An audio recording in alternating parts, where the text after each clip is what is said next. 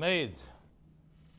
Today's daf is daf nun. We are going to begin daf mem tes amud aleph by the Mishnah, the bottom Mishnah. Zog the Mishnah amanas shani kohen. If a man says to a woman, "Be mekudeshes to me on condition that I am a kohen," and what happened? V'nimtza Levi, he was lying, and he found out, and she found out later that he was really a Levi, or Levi v'nimtza kohen. Or if he said that be mekudeshes to me on condition that I am a Levi, and it was found that he is a kohen. Or let's say nasin, he said, be mekudeshes to me on condition that I am a nasin. Now nasin, from the isser of a nasin is only made rabbanan, from being married into the Bnei Yisrael. And the truth was v'nimtza nasin v'nimtza mamzer. And the truth is he was found to be a mamzer, which a mamzer is osir midrei raisa.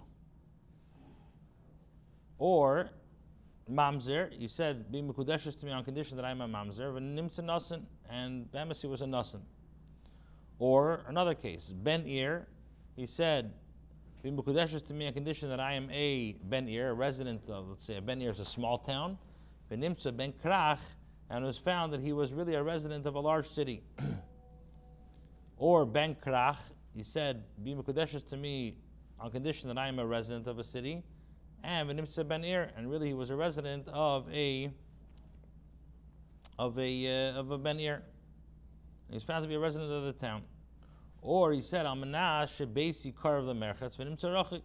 He said, be mekudeshes to me on condition that I am that my house is close to a bathhouse, and in truth it was found to be much further.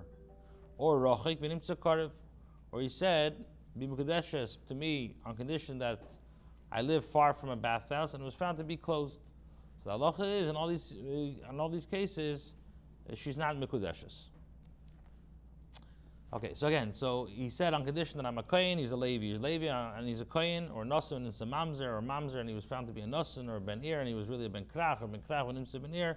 Or he said on condition that my house is close, and it was really further. So in all these cases, the Kidushin is not effective. Why? Because he lied.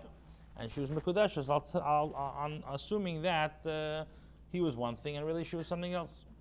Now, amanash yesh loy bas loy shivcha megudeles ve'en loy, which we brought this Gemara yesterday.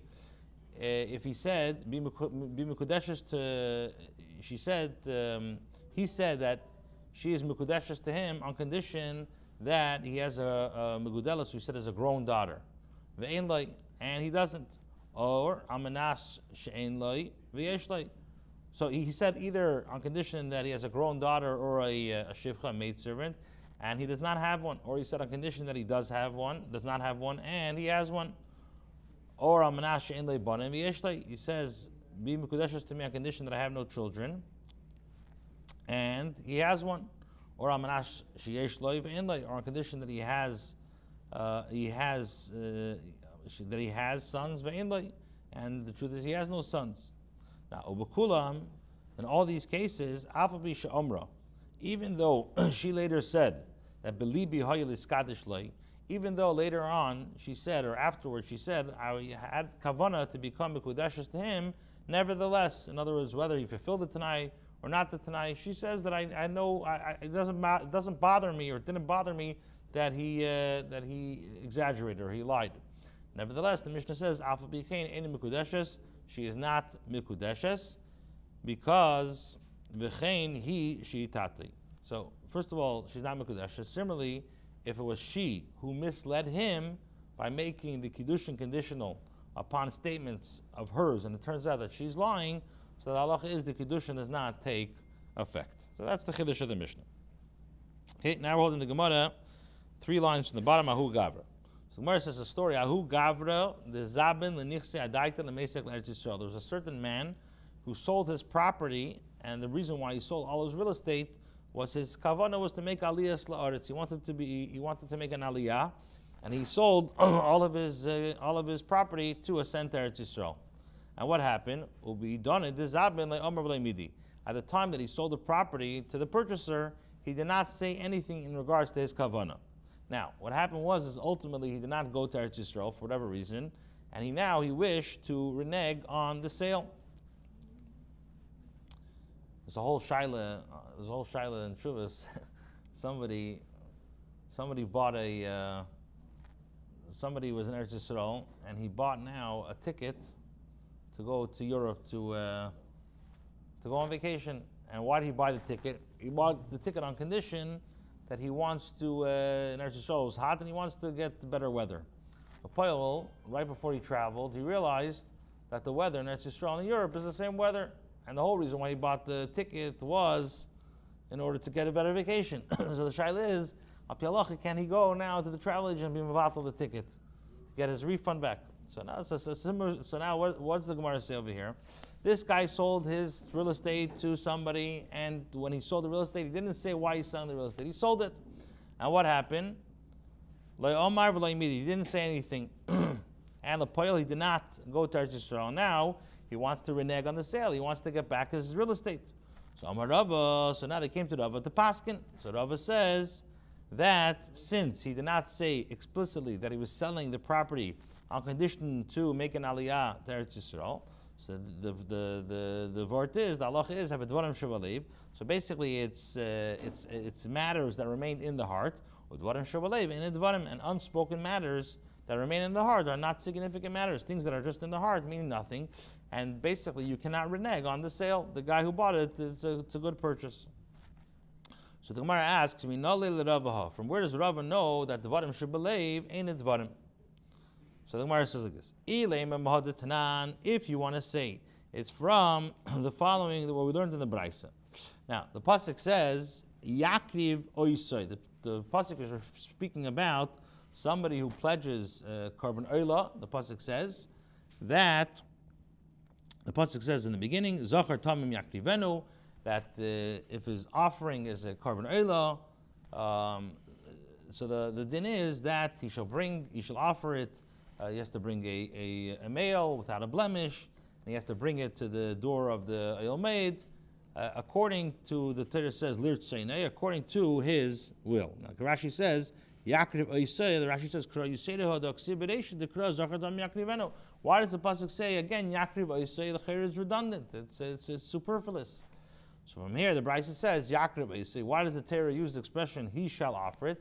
This teaches us that we force him to bring the korban. If somebody pledges to bring a korban eila, so we force him to bring the korban whether he wants to or whether he doesn't. We coerce him to bring the korban. So I would have thought that it can be offered entirely against his will. That's what the pasuk says, that we take the korban, but it has to be lirtzainai according to his will. So how does that work? So the famous Rambam that everybody always quotes, how is it so? That we coerce him until he says, I want to bring this korban. But the Gemara asks, why should this be effective? A general question. In his heart, he does not want to bring up this korban. So, and it's not according to his will. So what does it mean? Rather we say rather you must say that it's not because we say that dvarim should believe in dvarim, and his kavanah is irrelevant by his explicit statement. So l'chayda, we see from here that dvarim should believe in dvarim, because why do we have to force him to say reitzani? Dvarim should l'chayda, or how does it work? L'chayda dvarim should believe in dvarim. Must be that if dvarim should believe is dvarim, so l'chayda is he doesn't want to bring it. So the Gemara answers and says no. But perhaps there's a difference. Why? Since it's clear to us that he wants to achieve a kapara atonement. In other words, despite earlier his statement to the contrary, we say, like the Rebbe always quoted from the Rambam, that every Yid really wants to do the Ratzon of the Eibishter. So even though externally he's saying that he doesn't want to bring the korban, so shekayfen I say, the cheder has to be l'rtzainai. Yeah, but we say every Yid really wants the kapara. So you have no raya over there that dvarim shebelev in dvarim, because I could say over there that really maybe dvarim shebelev is a dvarim, and over there, why does it have to say, or how does it work over there? Is because we anan sadi, we are witnesses that he really wants the kapara. So the Gemara says ella misefa. Rather, you could bring a raya from the later part of the brisa. The Brisa says, and similarly you find when it comes to gitin of women and gitin and bills of and gitin of when you free slaves, that when the Beis Din paskins that a man has to divorce his wife, or let's say free his slave, and he doesn't want to, so what's the din? The famous din, we force him until he says, I want to. But why should this be effective? In his heart, he doesn't want to divorce his wife. So the fact that they're beating him and forcing him until he says, how does this work? He doesn't really want to. Rather, it's not because we say that Dvarim Shabalev really means nothing. And the fact is, externally, he said that he wants to, so that's what we take at face value. So the Gemara says, the Gemara directs the proof and says, no. But perhaps there's a difference over there. There's another issue. There's another factor. That it's a mitzvah to listen to the statement of the Chacham. And the Chazaka is that when he's required to divorce his wife or free his Eved, he really wants to perform. He really wants to perform the mitzvah of the Chacham. So we have no raya yet that Dvarim Shabalev in Dvarim. Rabbi Yosef says that you can bring a proof from here, mehacha from here, and this is a Gemara later on. The Gemara brings this case. If a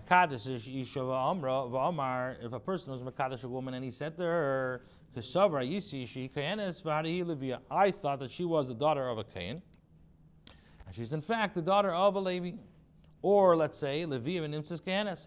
He thought that she was the daughter of a Levi, and remember, she's found to be the daughter of a Kain. Aniya v'Ashira. He thought that she was poor, and she was really wealthy. Ashira v'Aniya. Or let's say he thought that she was wealthy and she was poor. So the halacha is, in all these cases, mikudeshes. She is mikudeshes, despite his assumption that she is one way. Why? Because she did not mislead him. He says, "Kusavar." I thought the assumption that he thought that she was a wealthy girl and she was a poor girl, the opposite. So, but why? Why is she mikudeshes? He said that I thought that she was a different characteristic, and l'chayra he was mekadesh her with that in mind. So if that was in his mind and the pile that wasn't, l'chayra it shouldn't work. Rather from here you can conclude rather you must say is because matters in the heart are not significant matters. Abaya says that no, you cannot bring. Abaya says to Rabbi Yosef that Dilma Shani Hasam perhaps is different. That the lechumra, since the halacha there that she requires a get, it's lechumra, it's a stringency, and they're not. In other words, you only need a gitin over there because it's a safek mikudeshes, but you have no raya over there that to the halacha either dvarim shebelev in dvarim or dvarim shebelev yesh dvarim. Abaya says, no, I'll bring a new raya. Mehacha, you could bring a proof from this Mishnah. The Mishnah says, from the Mishnah. What does the Mishnah say? Bekulam, in all these cases, what does our Mishnah say? Despite the fact that she later stated, I had kavanah to become Mekudeshes to him, nevertheless, what does the halacha say? Alpha became in Mekudeshes, the Mishnah says, she's not Mekudeshes. Why should her Kidushin not take effect at all? She said, I intended to become Mekudeshes to him, despite the fact that what would happen. So what do we see from here? We see from this Mishnah that Dvarim Shebelev ain't Dvarim, because if Dvarim Shebelev Yeshle Dvarim, she says in my heart the whole time, I don't care if you would come through or not. So the Cheder we see from our Mishnah, Dvarim Shebelev ain't Dvarim. So the Gemara rejects this proof and says, V'dil Mashani Yasam, perhaps it's different there.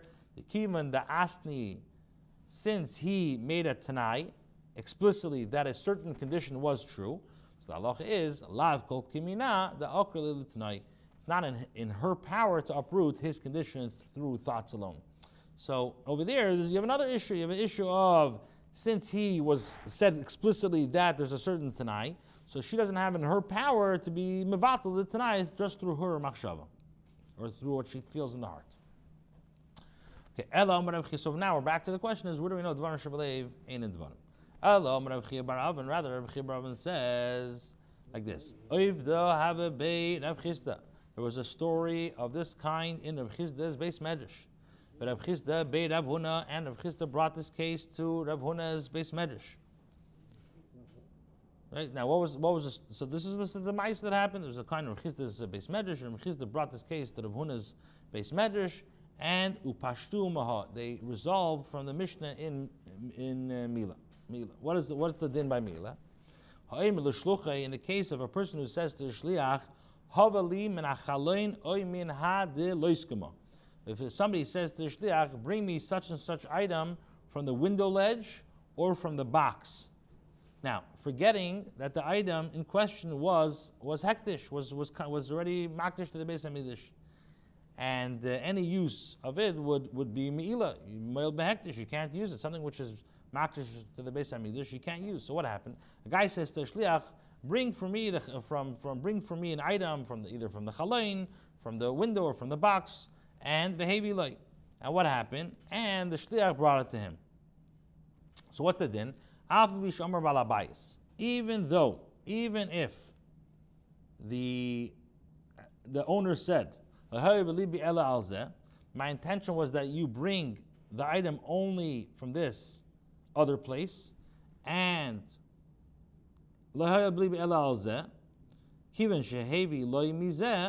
once he brought the item to him from that place that he had mentioned, so halacha is Baal Habayis Mol. So once the shliach uses it, so the owner is chayev for having misused hektish. That's the din. So a shliach tells the shliach, go and bring from the chalain or from the box, and he brought it, even if the balabas says that I only had in mind only this, the din is once the shliach touches it, the balabais is chayev in mol. So for the Gemara, but why should he be responsible? Haka Amr Belibi. He said, my intention was from the other place. So l'cheira, the shliach did not fulfill his mission. He said, I want it from here, and he brought it from another place. So, in other words, like this. Let me just explain a little bit better. The shliach tells the mishaleach tells the shliach, go and bring it from this place. So he brought it from hektish. Now, what happened? The balabas says, no, I meant only from here. So it doesn't matter. Once the shliach touches it, he's moyel. He's over on Me'ilah. The Mishaleach is over on Me'ilah. Why? Hakamar Belibi. L'cheda, the guy said, my intention was that it should be from another place. So l'cheda, the Shliach was not to be Mekayim Shlichus. Why is the Balabas Mol? Because rather we have to say that the matters that just remain in the heart are not significant matters. So the Gemara says no. Perhaps it's different there. Why? Since it's suspected that he's coming to pater himself from bringing a carbon for his me'ilah by claiming that he had intended to a different item. So since you could say that there's a question if he's saying the truth that he intended that the shliach bring the item from another place. So we say his claim is not accepted. You can't bring this as a raya that in general dvarim shableiv, any dvarim could say he's just trying to be pater himself from a carbon. Okay, so now the Gemara says, if all he wanted was to exempt himself from the obligation to bring a carbon, so he could have said that the me'ilah was intentional. And as we know, somebody who's male behektish on purpose, if somebody misuses intentionally, he's not obligated to bring a carbon. So what are you saying? There's a cause to question if he's saying the truth or not. He should just say, I was amazed. The Gemara says, it's not common for a person to place himself in a category of a rasha by claiming to have committed me'ilah intentionally. So therefore, once again, there's there's cause to question the truth of a statement that he had intended that the shliach bring the item from the other place. Okay, so the Gemara now continues to ask, niskarti. The chayda, to exempt himself from the obligation to bring a carbon, he could have just said that after the shliach left, I remembered that it was hektish. Now, the din is that such a claim would have made him pater from being a carbon. The Tanan, why? Because what does the Mishnah say over there? Niskar bala bayis. If a person sent a shliach to bring a particular item, and the owner remembered that it was hektish, and the shliach did not remember, and he proceeded to fulfill his agency, So what's the din? Shliach mo. So it's the shliach that now was moil in hektish, and he's chayav to bring the carbon, not the one who designated him. Why? Because the mishalech remembered and canceled the agency. So Vaiter, you have the chayyur, there's no cause to question the truth of his statement that he had kavana that the shliach bring the item from another place. Therefore, the fact that this statement is not accepted can bring a raya that in general dvarim should believe are any dvarim. Okay, so now the Gemara says like this: Hahu gavra the zabninu l'nichse adaita l'meisik l'Eretz Yisrael. There's a certain person who sold all his property with the kavana to send to Eretz Yisrael, and over here he explicitly stated this intention. He told his buyer clearly, "I'm selling this property with the intention of going to Eretz Yisrael." Salek v'loi itatule. He ascended to Eretz Yisrael, but he was not able to settle there. So he came back to Bavel, and now he wanted to nullify the sale. Amar Rava says, "Called the Salek, whoever ascends to Eretz Yisrael, adaiti lemehederlu, does so with the intention of settling there." You go to Eretz Yisrael, you want to settle there, you want to v'loi itatule. So his intention was to settle there, and he was not able to settle there. So therefore, Yisrael says a chiddush. Your kavanah was when you sold your property to go to Eretz Yisrael, and when you go to Eretz Yisrael, you want to settle in Eretz Yisrael. But since you were not able to sell in Eretz Yisrael, I'm allowing you now to reverse, to nullify the sale. Ikidamri, that those who say a different girsa, the Rava said the exact opposite. His intention is intended to ascend to Eretz Yisrael, and he ascended. So now that he ascended to Eretz Yisrael, he cannot nullify the sale. The Gemara relates now a similar story. There was a certain man who sold his property with the kavana of ascending to Eretz Yisrael, and the salak, but ultimately he did not ascend to Eretz Yisrael. Amar Ravashi, the Rashi said, if he wanted to, he could have ascended. So basically, since it depended on him, you cannot go and nullify the sale. There are those who say that Ravashi said as follows: if he had wanted to, lo yisalek, couldn't he have ascended? So nothing was preventing him from leaving. So the sale is not nullified. So the Gemara asks now, my binayu, what's the difference between the two versions of Asi's statement? The difference between them is when circumstances beyond control occurring along the way prevented him from going. So according to the first girsa of the statement of Rav Ashi, the sale is upheld. But according to the second girsa, where Rav Ashi responded like in a question, it's mashma that if there actually had been something preventing him from going up, in other words, what was the first girsa? The first girsa was adayit l'meisik l'eretz, and so what did Rav Ashi say? If he wanted to, he could have got up. Now, that means if he wanted to, according to the second version, what do you say? Which means that according to the second girsa, if he said it in the form of a question, which is mashma that if there actually had been something that prevented him from going up, then the sale would be nullified. Okay, now Zogdin Anu Mishnah Ahu, middle of Daf Nun Amar Aleph. Ha'omer l'shluchei. A person says to his shliach, says to his agent, say v'kadosh le'isha plenis b'makim pleni.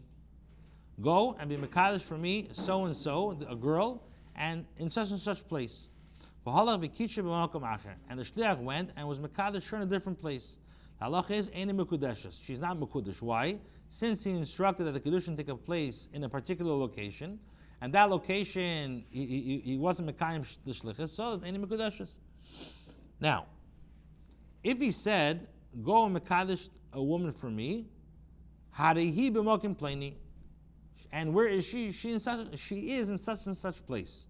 And the kisha b'makam acher, and the shliach now is mekadosh in a different place. So then is harihi mekudesh. She's mekudesh. Why? Since he did not mean that the shliach should be mekadosh her specifically there, but he said, telling her to find her. In the first place, he says, say mekadosh the isha b'makim plenis, and where b'makim plenis. I want a dafka to be done in this location.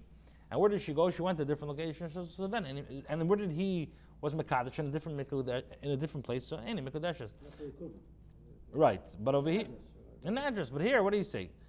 Go be mekadosh this woman. And go be mekadosh. And where is she? She'll find her here. And the pile, she wasn't in Chves and Flatbush. She wasn't Granites. So then, how do you mekudeshes? Because, fine. Zog the Gemara, Utananami Gabi Gitin, and we learned also in regards to the din in Gitin, the Mishnah in Gitin. The Mishnah says, "Hey, Mertinu gets the ishtim malkim pleni, in the sunlight malkim acher." Person says to Ashti, "I give the get to my wife in such and such place," and they gave it to her in another place. So the din is puzzled. The divorce is invalid. How did he be malkim pleni? If he said to them, she is in such and such place, and they gave it to her in another place, so then the din is kosher. So now the question is, why do I need to have the din side by Gitin and side by Kidushin? So the Gemara says, it's necessary to state the halacha side by Kidushin and side by Gitin. Because had the Tana taught us only in regards to Kidushin, so you would have said that you would say, Mishum de le Korva, Kaasi, that since, in the case of Kiddushin, that he is coming to draw her near to him through Kiddushin, so you would think, by that the love, they love, that you would think that he thinks they love me in this place and will not say any negative remarks about me. By Asr Sanu Mimali Mili. But they hate me in that place and will say like negative remarks about me. So therefore he told her shliach to perform the Kiddush in a certain place, and it's particular that it take place only in that place, because he feels, I have, in the case of Kiddushin, when he's being drawing near by the Kiddushin, so he thinks they like me in this place and they're not going to say anything bad about me, so I want to dafka in this place. But they hate me in that place, so he told the shliach dafka to perform in the place which he's comfortable. But with regards to Gitin, when he's coming to distance her from him, so you would say that he doesn't care whether the divorce is itself performed. So I would say fakert. I would say by the Gitin, he dafka is specific because he says, okay, in this town I have fans, I have backing. And in that time, okay, it's fine. No, it's okay. But the Gemara is saying Kiddushin is fakert. Yeah. I'm just saying the first part. By the Kiddushin, he says no. Dafke, I have fans over there, and I want a dafke over there, and I have haters there. I don't want it. Now, if the Tana had taught only in regards to Gitin, so I would say that he's particular only in the case of the Gitin is by Asr Nechle Dinebazik, because in this place it's acceptable for him to degrade himself through divorce. Whereas in that place, in another town, it's not acceptable for him to do the divorce.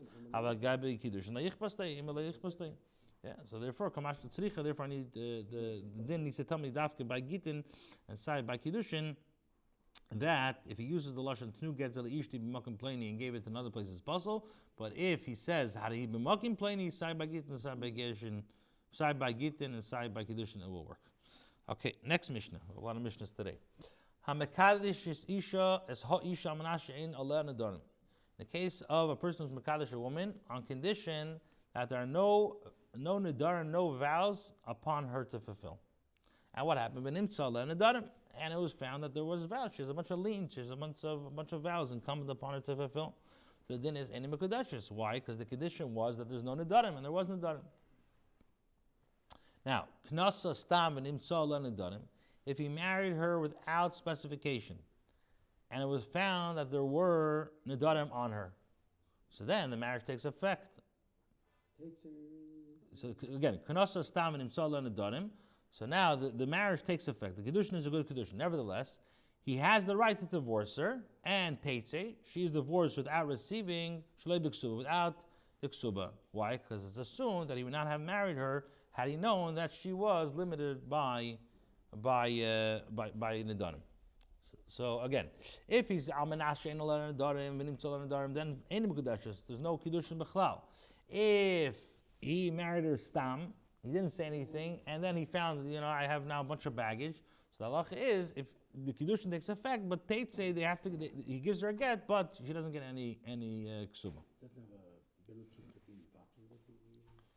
Kiddushin mafreya,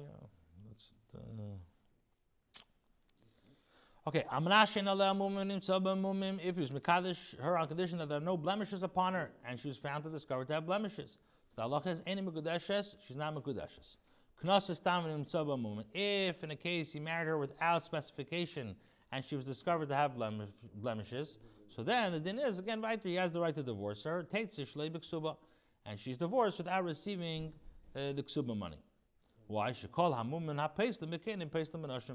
Now, what's defined as a blemish? The halacha is that any blemishes that disqualify a kain from performing the Beis Hamikdash, as the Gemara in Becheres says, also disqualifies a woman from receiving her ksuba in case of a divorce.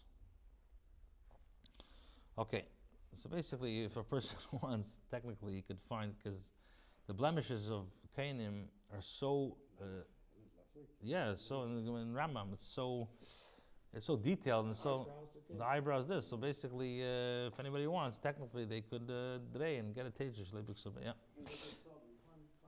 What do you say? Can't do it 5 years later. Right, exactly. Like effective immediately. You can't come 5 years later and says there's a moment. It means right away. Okay. We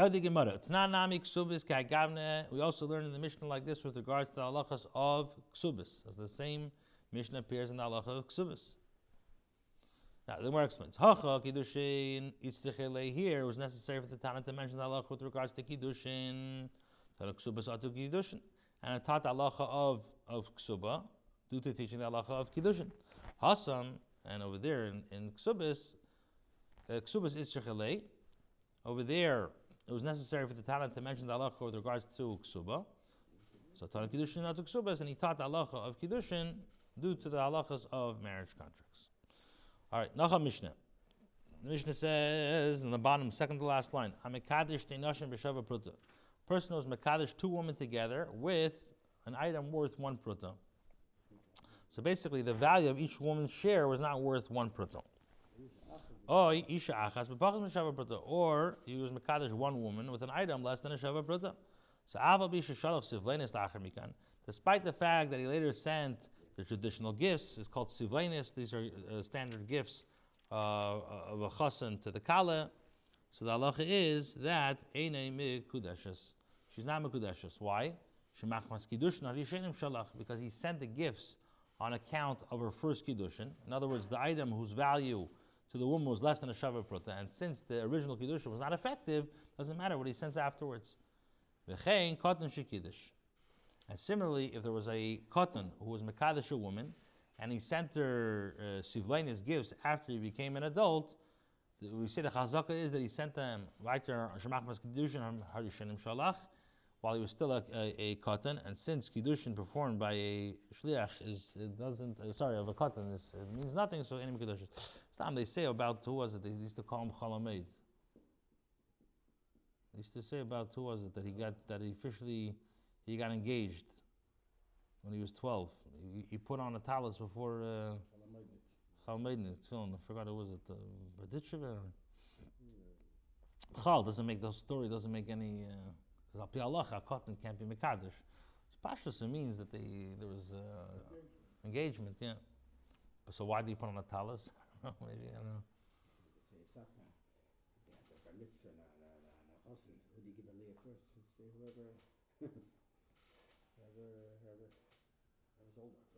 Right.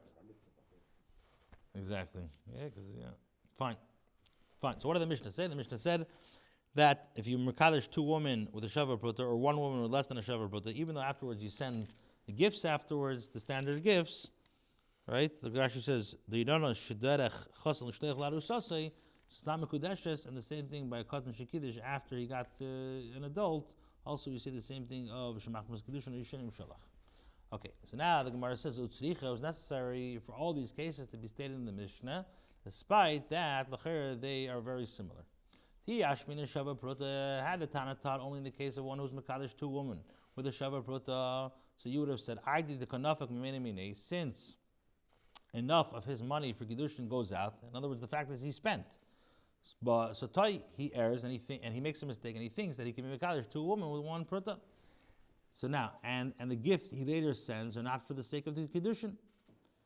Toy avo pachas m'shava prota. But if he was mekadesh a woman with less than a shava prota, so you would say, Ema, yidesh and kiddushin teisim pachas m'shava prota. He knows that the kiddushin does not take effect with an item worth less than a shava prota. And when he later sends gifts,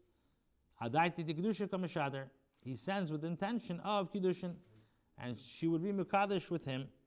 In other words, like this. In the first case, when he's Mekadesh, two women with one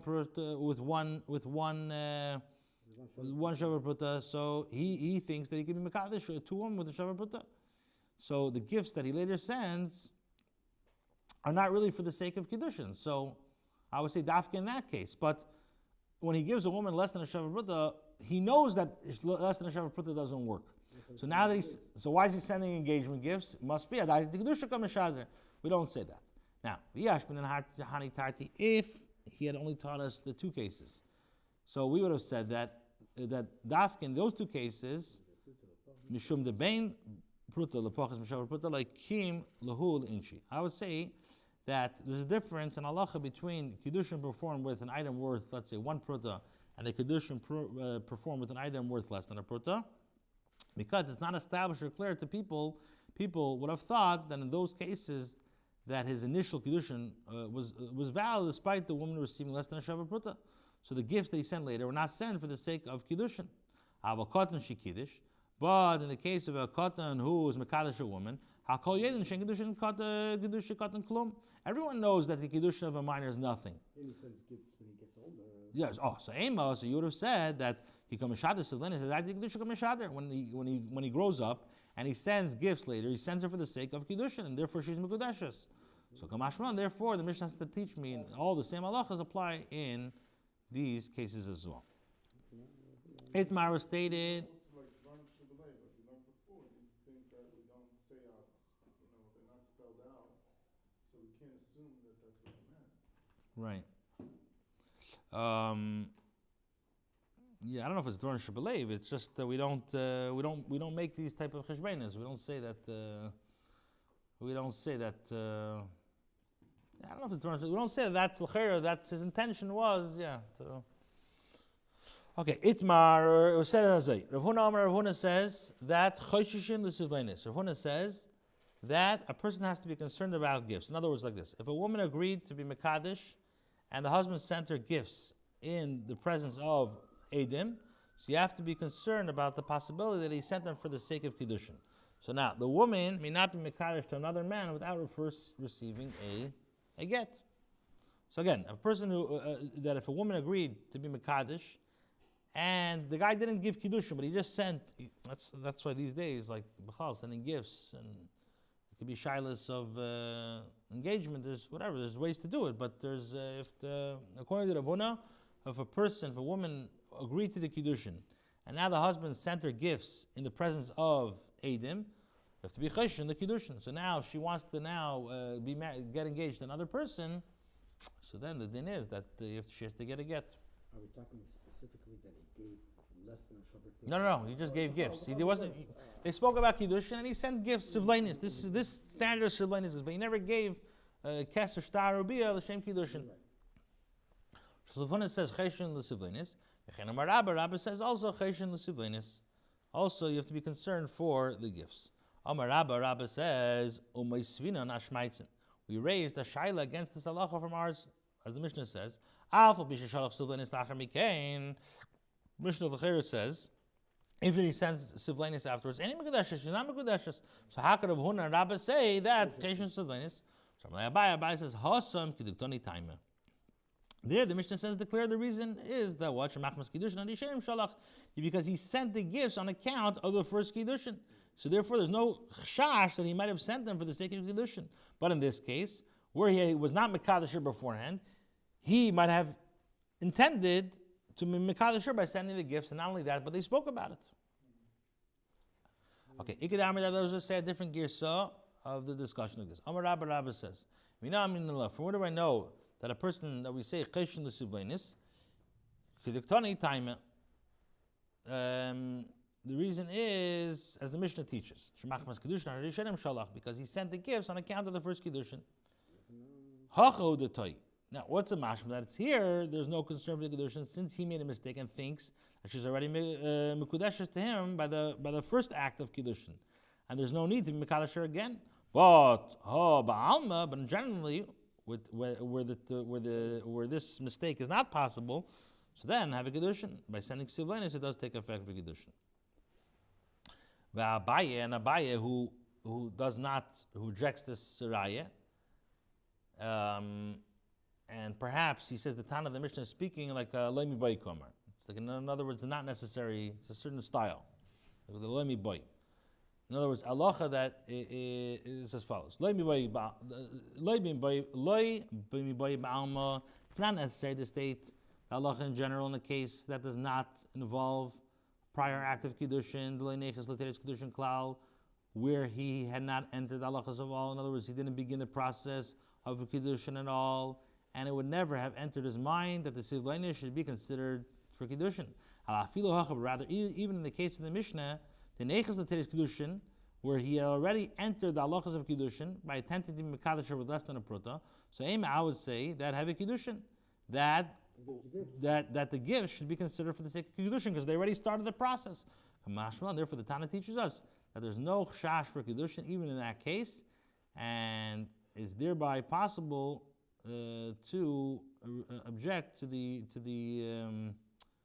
what Rabbah is saying. Anyways, the Gemara says this: My Havela, what's the conclusion? What's the maskana over here? Are we cheshin for the sivlenis or not? So Amar Papa Rabba says, Ba'asan the Mekadesh v'hadar mesabli, in a place where the custom is that men first Mekadesh a woman and afterwards send gifts. So then cheshina, we are concerned that he might have already have Mekadesh her or sending the gifts for the sake of Kiddushin, since that is the only situation in which the gifts are typically sent, and Mesable v'hadar Mekachi, but in a place where the men first send gifts, and v'hadar Mekachi, and then afterwards Mekadosh, then the Cheshina, we're not concerned that the gifts are for Kiddushin. So the Gemara asks a Shaila, Mekachi v'hadar Mesable Pshiti, where they Mekadosh woman and afterwards send gifts. It's obvious that if the man sends the woman gifts, he must have already been Mekadeshers. The Gemara says, like Tzricha, it's not necessary to do but Mekachi v'hadar Mesabli. It's necessary to teach the halacha in a place where most men Mekadesh women and afterwards send gifts, and the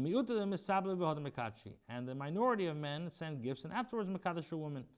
So you would have said should be concerned about the minority and she's not Mekudeshes. Therefore the Papa teaches us that basically we're not choishish lemiyute. Boy mina Rav Acha bar Rav Huna medava. Rav Acha bar Rav Huna asked Shala to Rava.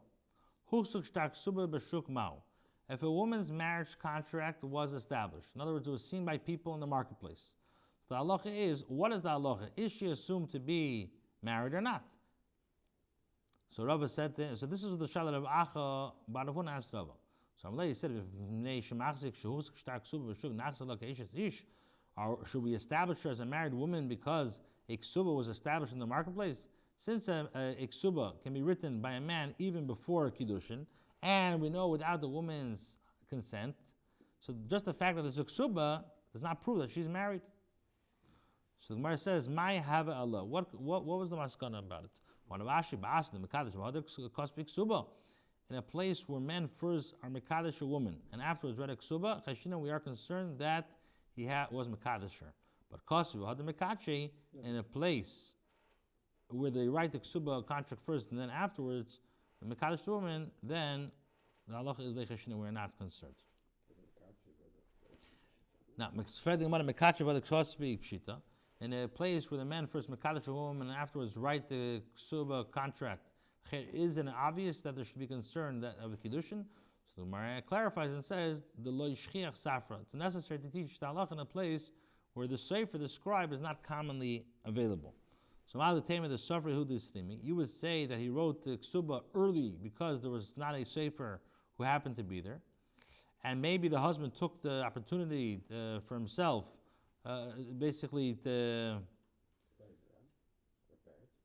write it before that he should be mekadesh later. Therefore, the Rashi teaches us that there's no chash that he might have done so, since the custom is to first be mekadesh this woman.